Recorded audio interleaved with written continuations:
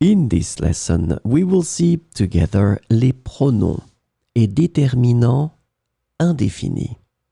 But more precisely, we will see rien. So, this lesson is about rien. Rien means nothing. It's a singular pronoun always used with ne. It is the negation of quelque chose and tout. So let's see some examples now. Je n'y peux rien. Je n'y peux rien.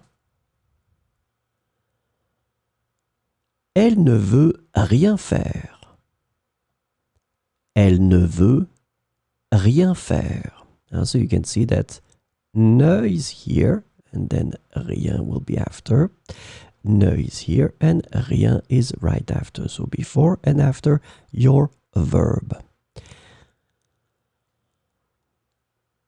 It's also possible to start with it.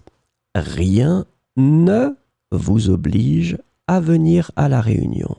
So remember, you will start with rien, then second part of the negative form ne, now which is normally reverse. Normally you start with ne and after that you have rien, but in that case you start with rien and then right after you put the ne.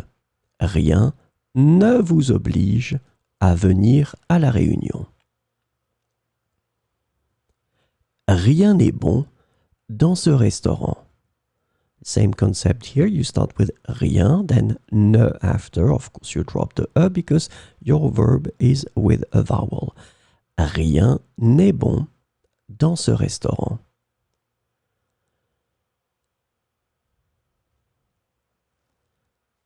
So, important thing, remember that to reinforce rien, we can add du tout after it.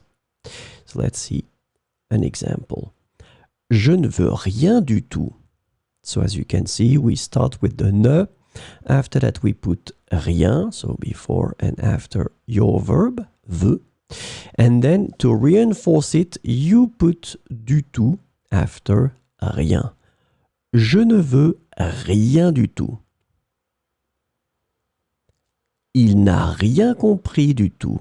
In that situation, it's quite interesting because we have the negative form of comprendre in the compound tense passé composé. So remember that the ne will come before here, avoir, and then rien is coming right after. And then you put your past participle and you finish with du tout. Il n'a rien compris du tout. Work on this structure if you're not really sure because it's a bit complex, but once you practice it and once you understand it, it will be extremely simple after. Il n'a rien compris du tout.